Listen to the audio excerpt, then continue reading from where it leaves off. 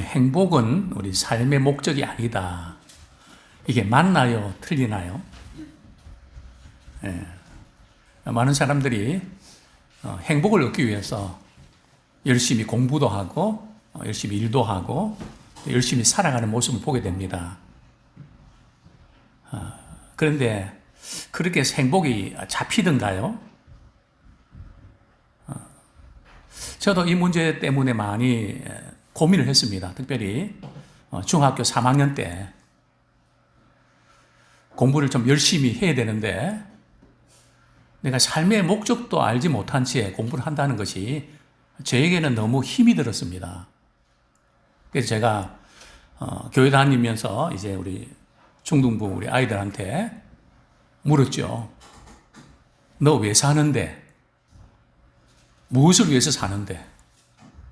그럴 때마다 그 친구들은 하는 말이 뭐 그래 쓸데없는 거 걱정하냐고. 재밌게 놀자. 그럼 사는 게 사치기 사빠뽕이었거든요. 뭐 그런 거 게임 아십니까? 참 놀거리가 없다 보니까 그러면 저는 이렇게 이야기했습니다. 너는 삶의 목적도 없이 그렇게 재밌게 살 수 있냐? 제가 아무리 질문을 해도 그들은 딴 세상에 살고 있는 사람 같았습니다. 저는 이것 때문에 많이 고민했죠. 왜 공부해야 되고 왜 직장을 다녀야 되고 왜 결혼해야 되고 저희 때만 해도 수산을 튀겼거든요. 1에서 100까지 이렇게 합치면 얼마가 나오는지 아십니까? 5055 하도 많이 해서 말이죠. 근데 인생의 주산을 이렇게 튀겨보니까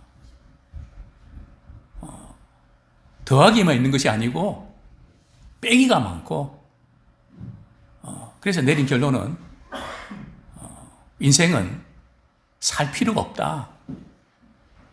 그러던 가운데 우리 주님을 만나서 제가 인생의 참 목적을 발견했습니다.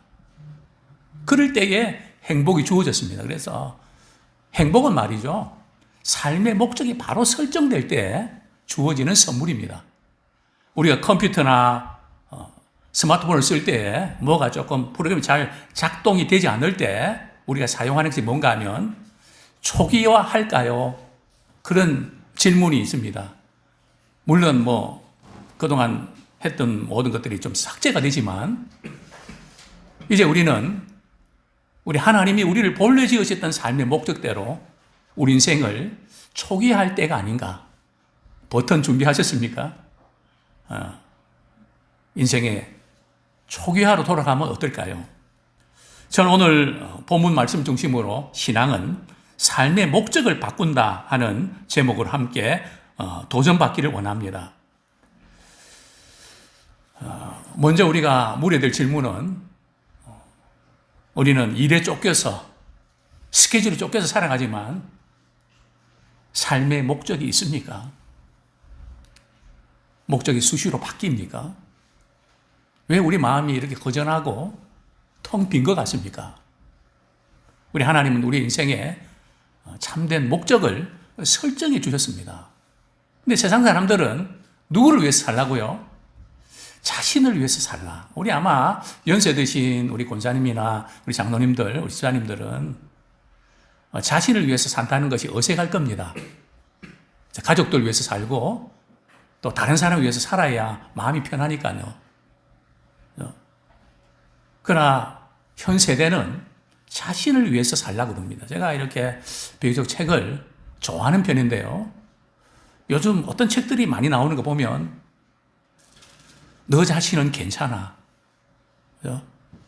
우리 자신을 위로하고 충분히 잘하고 있어. 뭐 이런 거. 물론 우리가 위로도 필요합니다. 근데 그것은 오래 못 갈 텐데. 그래서 대세는 남을 위해서 살지 말고 누구를 위해서 살라고요? 자신을 위해 살아라. 그런데 우리 신자는 어떻게 살아야 될까요? 오늘 말씀을 읽어보니까 또 우리 로마서 14장 7절에 보면 이런 말씀이 있더라고요. 우리 중에 누구든지 자기를 위하여 사는 자가 없고 자기를 위하여 죽는 자도 없다가. 그죠? 자기를 위해서 살면 안 되고 또 자기를 위해서 죽으면 안 된다는 말씀으로 받아들여야 할까요? 전체 이 말씀은 좀 그런 뉘앙스입니다. 그런데 그러자니 우리 자신과 말씀과는 너무 괴리감을 느낍니다. 그럼 나는 뭐야? 내 자신의 행복을 위해서 살면 안 되는 걸까? 하는 고민을 하게 되는데요. 오늘 저는 한 세 가지로 말씀을 드리고 싶습니다. 첫 번째는 자신을 위해서 살아가는 게 잘못인가? 그게 죄가 되는 것일까? 남을 위해서 살아가는 것은 우리가 좋다고 생각하는데 그 자신을 위해서 살아가면 안 되는 걸까? 물론 남을 위해서 살아가면서 말이죠. 자신이 비참해지고 불행해질 만큼 그렇게 하지 마십시오. 성경은 계속해서 강조하는 게 말이죠. 희생과 헌신만을 강조할까요? 그것만은 아닙니다. 삶을 누리라고 합니다. 먹고 마시는 거, 그것도 누리라고 합니다. 하나님께서 우리가 불행해지면서 다른 사람 행복하게 되기를 원하실까요? 아니, 우리 부모님들은, 우리 자녀들이 말이죠. 남을 위해서 이렇게 살면서 자식이 불행해지기를 원할까요? 당연히 아니죠. 누구보다도 자신이 행복해지기를 원하죠. 자, 그런데 먼저 우리 하나님은 정말 우리에게 뭘 원하실까? 우리 하나님은 우리가 행복해지기를 원하세요. 우리 예배드리면 그렇게 인사하기를 원합니다. 하나님은 당신이 행복해지기를 원하십니다. 정말 그렇습니다. 성경 도처에 말이죠. 우리 하나님은 창세기부터 시작해서 복을 주기를 원하시고 또 우리가 행복해지기를 원하시는데요. 성경 구절, 우리 몇 구절 보겠습니다. 우리 전도서 2장 24절 제가 읽어드리겠습니다. 사람이 먹고 마시며 수고하는 것보다 그의 마음을 더 기쁘게 하는 것은 없나니 내가 이것도 본즉 하나님의 손에서 나오는 것이로다. 우리가 먹고 마시고 수고하고 그러면서 보람도 느끼고 기뻐하는 것, 그것도 역시 하나님의 손에서 나온다는 거죠. 그죠? 우리 직장에서 일하고 먹고 마시는 그 모든 것이 그저 어차피 살아야 되니까 그렇게 하는 게 아니라 하나님께서 우리에게 주신 선물이라는 거죠. 또한 우리 신명기 6장 24절 여호와께서 우리에게 이 모든 것을 지키라 명령하셨으니 이는 우리가 우리 하나님 여호와를 경외하여 항상 복을 누리게 하심이며 또 여호와께서 우리를 오늘과 같이 살게 하려 하심이라. 우리 하나님께서 말이죠. 우리에게 그분을 경외하기를 원하십니다. 왜요? 우리가 하나님을 경외할 때에 하나님께서는 우리에게 항상 복을 주십니다. 그죠? 하나님과의 관계가 바로 설정될 때에 진정한 행복이 있다는 거죠. 성경에서 계속 강조하고 있는 부분들이 우리는 자꾸 그래서 하나님의 영광을 위해서 살면 우리는 불행해져야 돼. 나라고 하는 것은 없어져야 돼. 나는 비참해져야 돼. 저는 지금도 기억합니다. 모든 예배는 다 참석을 하고 그리고 말씀에 순종하려고 무척 애를 쓰고 안 되면 회개하고 몸부림치는 어떤 자매가 제가 강의를 하는데 내가 이렇게 열심을 내고 말씀대로 살려고 몸부림치는데 예배 드릴 때는 은혜가 되는 것 같던데 실천하려고 하면 제가 자꾸 비참해집니다. 안 된다는 거죠. 왜 그런지 모르겠다. 분명히 하나님 나를 사랑하는데 왜 그런지 알아? 내가 가르쳐 줄까? 내가 볼 때는 너가 너 자신을 사랑하지 못해. 그래서 하나님의 사랑도 들을 때는 아멘 하지만 그래도 나한테는 해당사항이 없음. 적용이 안 되는 거야.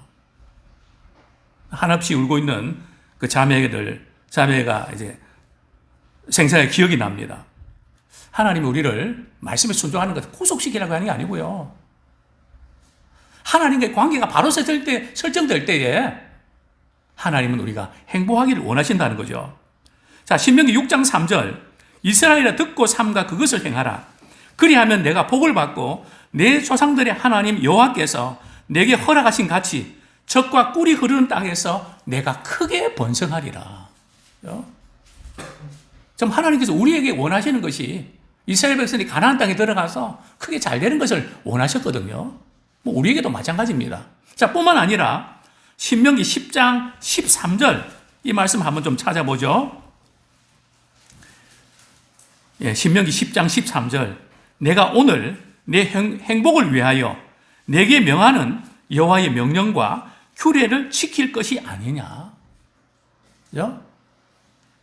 우리 하나님의 말씀을 지키는 것이 누구의 행복을 위해서요? 하나님의 행복을 위해서 그렇게 하는 걸까요?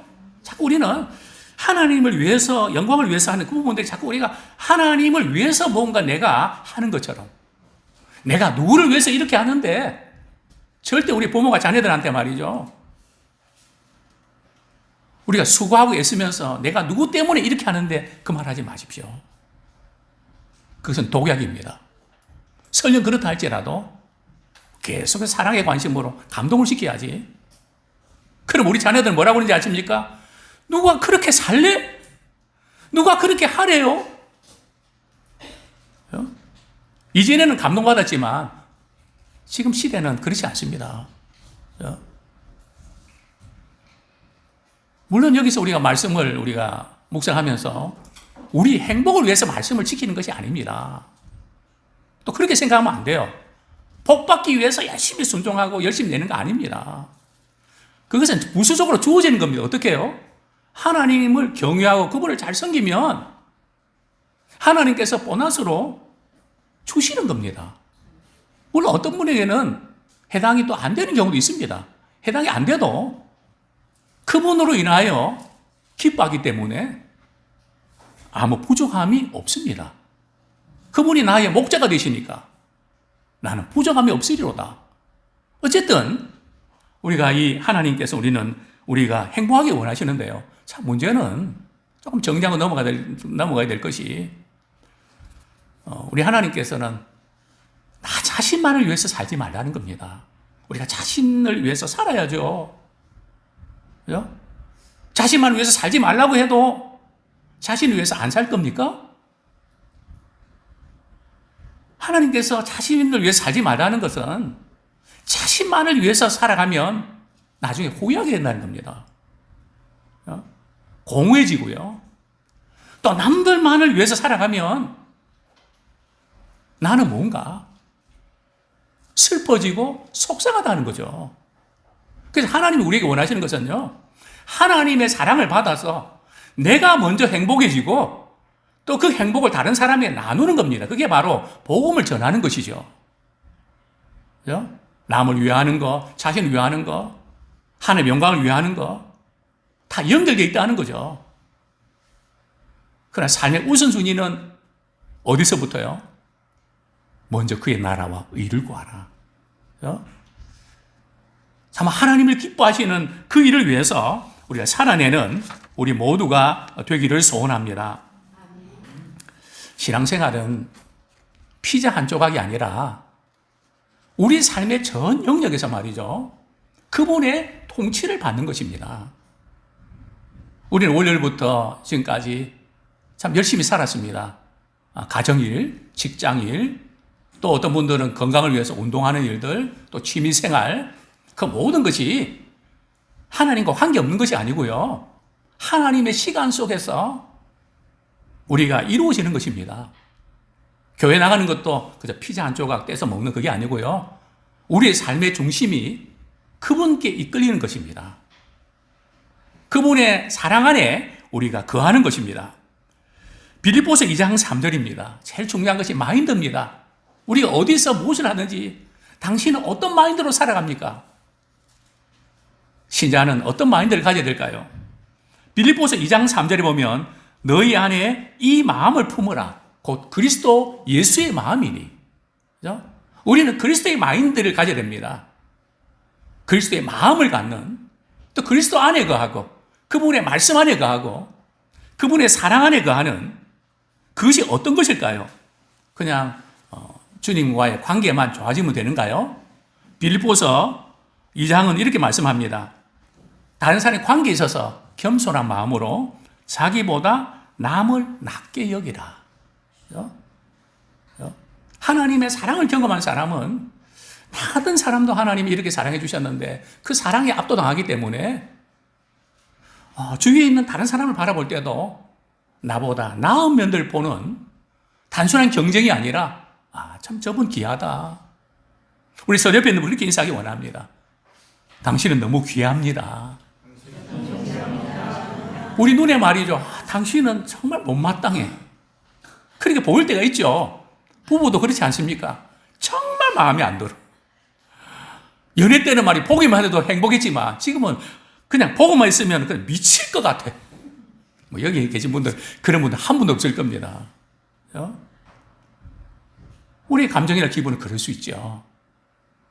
그러나 우리는 하나님의 사랑의 눈으로 바라볼 때 또 실수와 또 잘못된 못마땅한 마음 있죠. 그러나 우리는 거기에 초점을 맞추지 않고 저분은 저런 마음을 가지고 있으니까 너무 귀하다. 제가 이번에 작은 교회를 섬기면서 말이죠.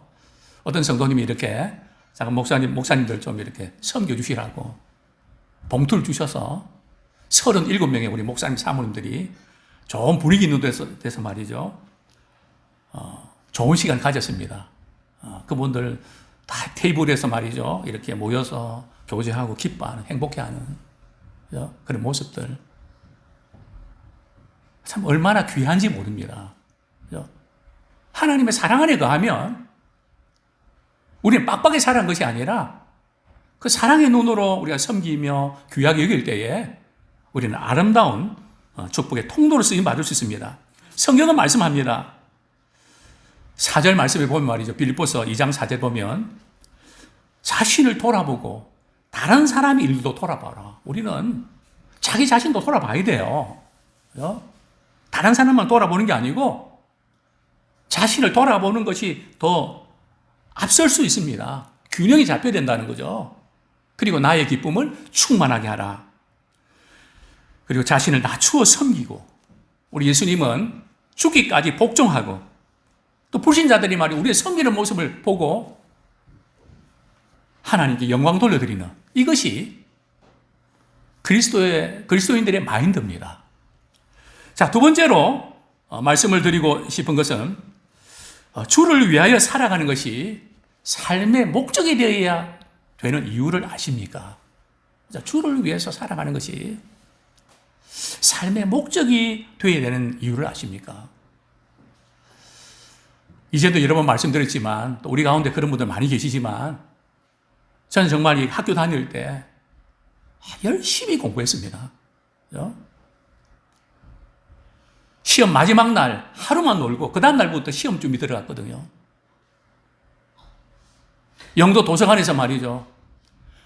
제일 먼저 문 열면 들어가고 문 닫기 직전에 나오고 말이죠. 정말 열심히 살았습니다. 열심히 공부했습니다. 그러나 어느 날 너 뭘 위해서 이렇게 공부하니? 왜 이렇게 살아야 되니? 삶의 목적에 회의가 왔죠. 제가 열심히 일하고 최선 다했지만 왜 그런지 마음이 그렇게 공허할 수 없었습니다. 이건 아닌데. 또 다른 사람들 위해서 우리가 이렇게 섬기는 분들 정말 귀한 일이죠. 자신을 위해서 쓰지 않고 남들 위해서 말이죠. 그 베푸는 그 부분들. 그러나 우리 마음에 그렇게 베풀 때에 그저 내 마음인지 주님이 주신 마음인지 거기서 결정이 나거든요. 내 마음은 실망과 상처로 남습니다. 나는 이렇게 했는데 너는 왜 이렇게 하냐? 부모와 자녀 관계도 그럴 수 있죠. 그러나 주님의 사랑으로 그를 감당할 때는 꽉 차고 기쁨이 넘칩니다. 그래서 저는 그때 결심했습니다. 이제 내 인생은 주님을 위해서 살아가는 것이 내 삶의 목표야. 사랑하는 성도님께 도전합니다. 그동안 여러 가지 목적으로 살아오셨을 겁니다.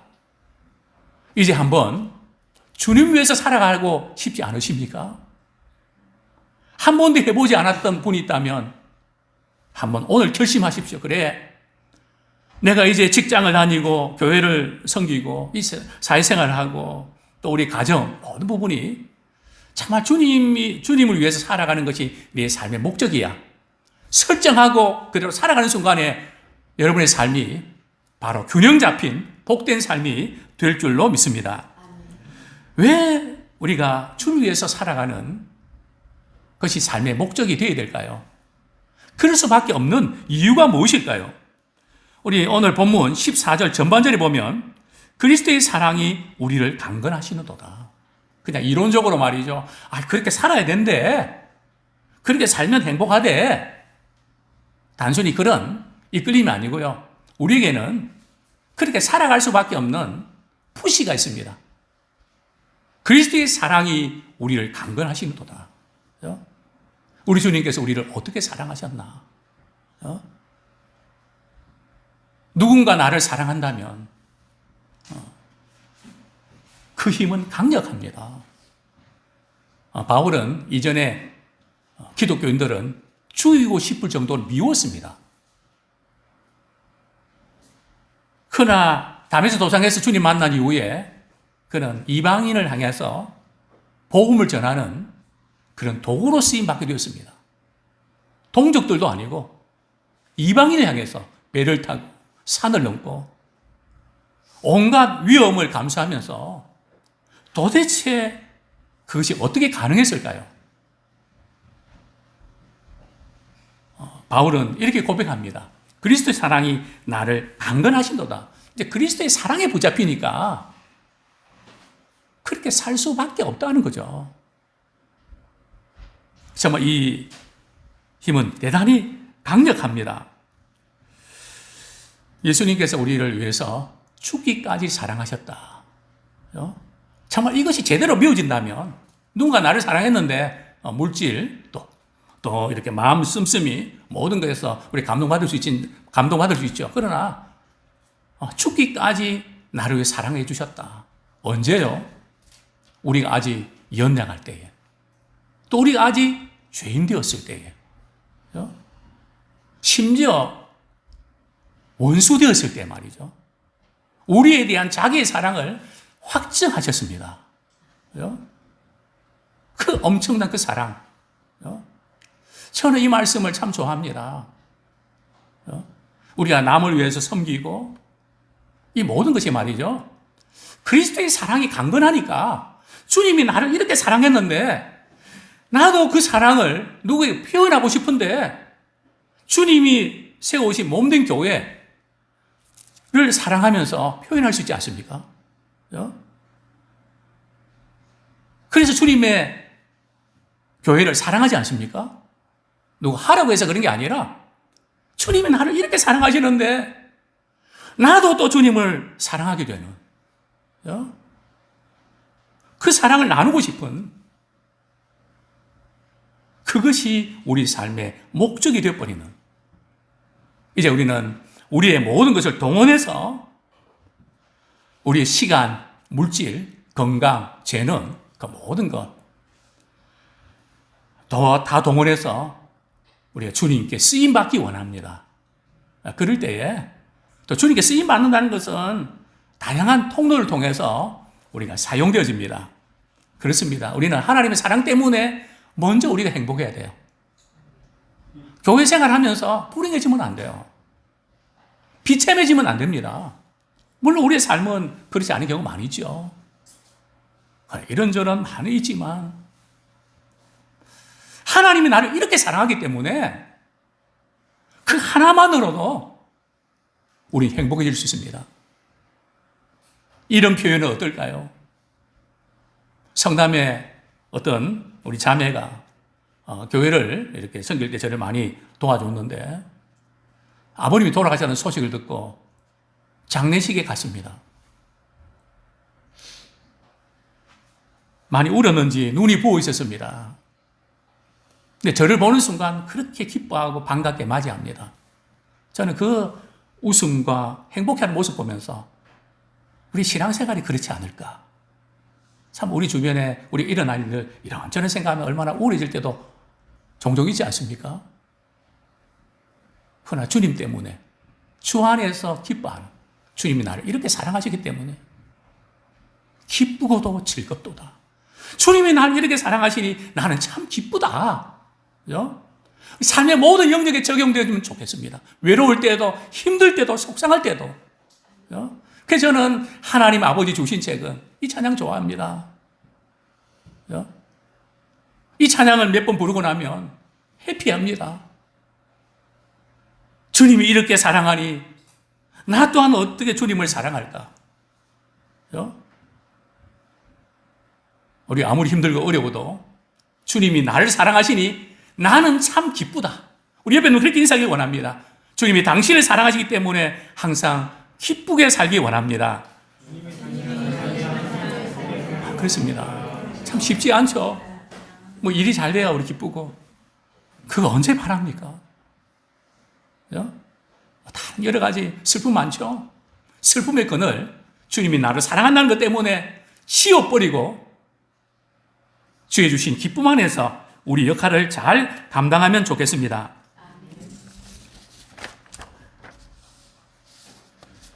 본문 15절 말씀 제가 읽어드립니다. 그가 모든 사람을 대신하여 죽으심은 살아있는 자들로 하여금 다시는 그들 자신을 위하여 살지 않고 오직 그들을 대신하여 죽었다가 다시 살아나신 이를 위하여 살게 하려 함이라. 제가 이번 설교를 이렇게 묵상하면서 이 말씀이 제 뇌리를 이렇게 치는 것 같았습니다.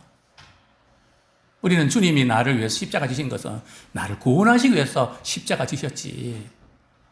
그 부분만을 강조한 것 같은데 오늘 본문 읽어보니까 또 다른 이유가 있더라고요.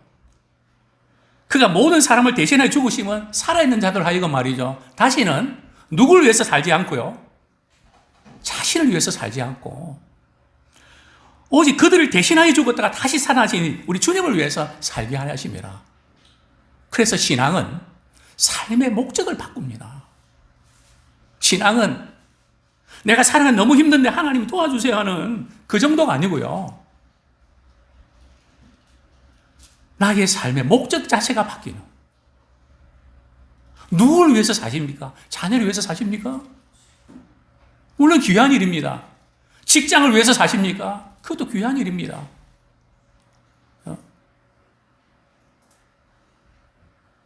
우리가 정말 주님을 만나는 순간 주님이 우리의 죄를 위해서 죽으셨잖아요.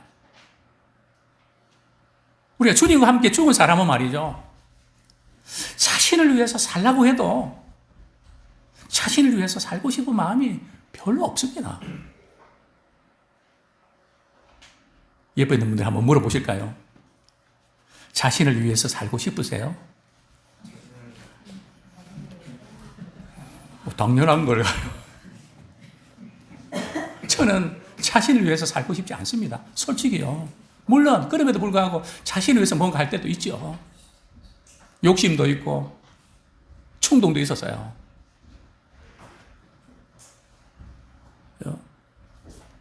왜냐하면 우리 안에 주님이 계시기 때문에. 주님 멀리 계신 분이 아니거든요. 주님 우리 안에 계시기 때문에 내 안에 계신 주님이 이렇게 살기를 원하세요. 물론 그렇게 안 될 때도 많이 있죠. 근데 그렇게 살면 영 마음이 안 좋아요. 역시 나를 위해서 생명 주신 그 위에 사는 것이 좋은 거구나. 또 돌아갑니다. 늘 수없이 우리는 반복하면서 살아가지 않습니까? 아무쪼록 나의 시간, 물질, 건강, 재능 이 모든 걸 동원해서 어떻게 하면 주님을 기쁘시게 할 수 있을까? 또 우리가 다른 사람의 유익을 위해서 또 행복을 위해서 쓰임받는 우리가 되기 원합니다. 우리 14절 하반절에 보면 한 사람이 모든 사람을 대신하여 죽었은즉 모든 사람이 죽은 것이라. 로마서 11장 7절에 보면 우리 중에 누구든지 자기를 위해서 사는 자가 없고 자기를 위하여 죽는 자도 없도다. 근데 이게 없으니까 오로지 자기 욕심을 추구하며 살아가는 사람들이 우리 주변에 많이 있지 않습니까? 그렇습니다. 이제 우리가 신앙을 갖게 되면 삶의 목적이 말이죠. 자신에게서 하나님께로 옮겨집니다. 목적의 전환이 이루어진다는 거죠. 내가 신앙생활 했는데 목적은 그대로 있다 그러면 한번 돌아봐야 됩니다. 그럴 수가 없거든요.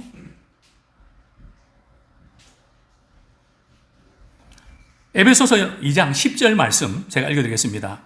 우리는 그가 만드신 바라 그리스도 예수 안에서 선한 일을 위하여 지으심을 받은 자니 이 일은 하나님이 전에 예비하사 우리로 그 가운데서 행하게 하려 하심이라. 선한 일이 뭡니까? 하나님을 섬기고 다른 사람을 섬기는 일 아닙니까? 목적이 바뀌어졌다는 거죠. 또 성경은 이렇게 말씀합니다. 우리를 괴롭히는 사람을 위해서 어떻게 하라고요? 기도해라. 또 축복해라. 이게 인간적으로 가능합니까? 왜 주님이 그렇게 말씀하셨을까요? 우리는 이해가 안 될 때는 주님 너무하십니다. 그게 말이 됩니까? 이렇게 반문할 때가 있습니다. 그러나 주님께 그렇게 말씀하실 때는 이유가 있거든요. 우리가 누군가를 미워하면 어떻게 되는지 아세요? 자기 중심적으로 돌아가 버립니다. 그들을 축복하고 기도하라는 것은 말이죠. 하나님 중심으로 바뀌는 삶을 살라는 겁니다. 그래서 우리는 수없이 내 중심에서 그리스도 중심으로 바뀌는 신앙은 신뢰의 대상을 바꾸는 겁니다. 이제는 내가 나를 신뢰했지만 이제는 주님을 신뢰합니다. 삶의 목적과 신뢰의 대상이 바뀌어지기를 원합니다. 갈라디아서 2장 20절 제가 읽어드립니다. 내가 그리스도와 함께 십자가에 못 박혔나니 그런즉 이제는 내가 사는 것이 아니요 오직 내 안에 그리스도께서 사신 것이라. 이제 내가 육체 가운데 사는 것은 나를 사랑하사 나를 위하여 자기 몫을 버리신 하나님의 아들을 믿는 믿음 안에서 사는 것이라. 이제는 내 안에 그리스도께서 사신단 말이죠. 우리가 이 세상 가운데서 우리 육체로 사는 것은 나를 사랑하시는 것을 우리가 의식하면서 그 믿음 안에서 사는 것입니다. 그렇습니다. 그리스도의 사랑이 우리를 강건하기 때문에 우리 다른 사람을 섬기고 싶어집니다. 또 그 섬김을 통하여 그들이 하나님께 영광 돌려드립니다. 그래서 모든 것이 말이죠. 서로 연결되는 것을 우리는 보게 됩니다. 마지막으로 당신이 어떤 것을 결정할 때 누구를 위해서 그렇게 하십니까? 직장을 선택하거나 배우자를 선택하거나 자녀 양육하거나 우리가 선택의 기준이 뭡니까? 사람은 어떤 선택을 하는가 보면 누구를 위해서 살아가고 있는지가 드러납니다. 돈을 위해서 선택하면 꼭 내게 이익이냐 마이너스냐 그것을 늘 염두에 두고 선택을 하죠. 자, 사울왕은 선택의 기준이 말이죠. 두 가지가 잘못됐습니다. 부득이하여 번제를 드리고요. 그는 또 아말렉과의 전쟁에서 좋은 그런 양들은 말이죠. 다 살려주고 또 비시비시한 양들은 다 죽여버렸단 말이죠. 왜요? 사람들을 두려워하니까. 그리고 자기의 영광을 위해서. 거기에 도움이 되는 그쪽으로 선택을 한다는 거죠. 다윗은요. 늘 하나님께 묻습니다. 하나님, 이런 경우는 어떻게 됩니까? 그분을 의지합니다. 그분의 지시 가운데 다윗은 움직였습니다. 선택 기준이 다르다는 거죠. 자, 우리는 결혼 대상자를 선택할 때에 어떻게 선택을 하나요? 먼저 이거 보셔야 됩니다. 지금 우리 다 결혼을 그죠? 선택의 기준을 우리 보셔야 되는데요. 먼저 배우자 그 사람뿐만 아니라 그 사람이 말이죠. 하나님을 어떻게 대하는지, 예배 드릴 때 어떤 태도인지, 그죠? 사람에 대해서 또 권위자에 대해서 윗사람에 대해서 어떻게 대하는지, 돈에 대해서는 어떻게 대하는지, 그죠? 또 직장이나 또 뭐 성에 대해서도 어떻게 대하는지 대하는 방식을 보셔야 돼요. 마음이 착하고 이것만 보시면 안 되고요.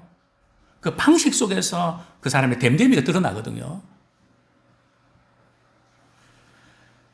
두 번째로 우리 자녀 양육의 선택의 기준이 달라야 됩니다. 존 메가드가 쓴 하나님의 방식으로 자녀 키우기, 여기에서 네 가지를 강조하는데요.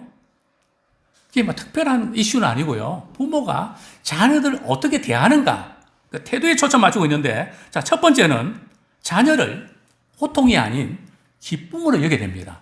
우리 부모들은 자녀를 어떻게 보시죠? 그것이 관건입니다. 자녀 대할 때 말이죠. 태어나지 말았어야 되는데 태어나갖고 그냥 속을 썩인다, 그렇게 보지 마시고요. 기쁨으로 여기셔야 돼요. 두 번째로, 자녀 양육은 부담이 아닌 즐거움이 돼야 됩니다. 정말 그렇습니까? 제가 볼 때는 많은 우리 부모들이 부담으로 보는 것 같습니다. 그래서 자녀를 웬만하면 안 낳으려고 그러죠. 성경적인 기준은 아닙니다. 자, 세 번째는요, 자녀 양육의 성공 여부는 자녀가 어떻게 되었는가, 성공했냐, 그게 아니고요. 부모가 자녀에게 어떻게 했는가, 자녀는 부모가 자녀에게 어떻게 했는가에 따라서 자녀의 인생 결정된다고 해도 과언이 아닙니다. 물론 자녀들이 또 선택하는 것도 어느 정도 책임이 있지만, 그러나 대부분의 경우는 자녀를 키우면서 함께 있으면서 부모가 자녀한테 어떻게 했는데 거기에 결정된다는 거 맞는 것 같습니다. 자, 네 번째로, 자녀에게 가장 큰 영향을 미치는 사람은 또래 친구가 아니라 부모입니다. 부모가 어떻게 자녀를 대하는가. 참 우리는 다른 사람 대할 때도 하나님의 사랑의 눈으로 대하지 않습니까? 넌 나보다, 당신 나보다 낫습니다. 이걸 우리가 자녀들한테 한번 적용해보면 어떨까요? 또 팀 켈러는 직장에서 일하는 목적, 섬기는 방법에 대해서 이렇게 기술하는데요. 일과 영생이라는 책에서 세상에서 정의를 세워나가는 것이 일터에서 하나님을 섬기는 방법입니다. 개개인을 개인적으로 정직하게 살며 동료들에게 복음을 전하는 것이 일터에서 하나님을 섬기는 방법입니다. 또 능숙한 솜씨로 탁월하게 일하는 것, 본보게 될 만큼 아름다운 결과를 내는 것, 하나님께 영광 돌린다는 마음을 가지고 문화 속에 뛰어들면서 영향을 끼치고 그 목표를 위해서 최선을 다하는 것, 더할 나위 없이 큰 기쁨과 열정을 선사하는 것, 최대한 수입을 올려서 그 돈으로 넉넉히 베푸는 것. 그렇습니다. 과거에 우리는 돈 벌기 위해서, 가족을 위해서, 생계를 위해서 일해왔지만, 또 지혜를 얻기 위해서 일해왔지만, 이제는 하나님을 기쁘시게 위해서 우리가 우리 역할을 감당하기 원합니다. 골로새 3장 23절, 24절입니다. 무슨 일을 하든지 마음을 다하여 주께 하듯 하고 사람에게 하듯 하지 말라. 이는 기업의 상을 주께 받을 줄 아나니 너희는 주 그리스도를 섬기느니라. 이제 우리 팀 하스 회장의 세계 건축 설계 회사의 회장인데요. 성경제로 비즈니스 하기라는 책에 보면 잠언 31장을 이렇게 최고의 회사 경영 목표로 삼았는데요. 그는 이렇게 말합니다. 비즈니스와 신앙은 다르지 않다. 비즈니스와 신앙은 다르지 않다고 조언하는데요. 나는 우리 회사가 얼마나 유명한 건물을 지었는가, 내가 얼마나 많은 일을 해내는가에 대해서는 별로 관심이 없습니다. 그보다 내가 오늘 얼마나 유익한 만남을 가졌는가, 누구에게 도움이 되었는가에 관심이 많습니다.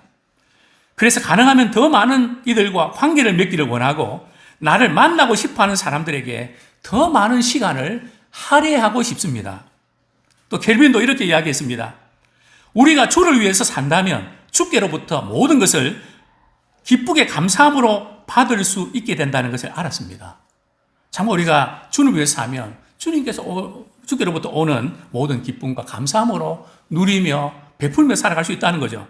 이제 말씀했습니다. 신앙은 삶의 목적을 바꿔놓습니다. 정말 그렇게 되기를 축원합니다. 이 시간 우리 말씀 붙잡고 우리 같이 한번 회개와 결단의 기도드리겠습니다. 삶의 목적이 우리 신앙 안에서 바뀌어지는 이런 놀라운, 자신을 위해서 또 남을 위해서 우리 주님 위해서 사는데 먼저 주님 위해서 살아내면 다른 모든 것이 균형 잡힌 삶이로 될 수 있다는 걸 말씀 배웠습니다. 회개와 결단의 기도 드리겠습니다.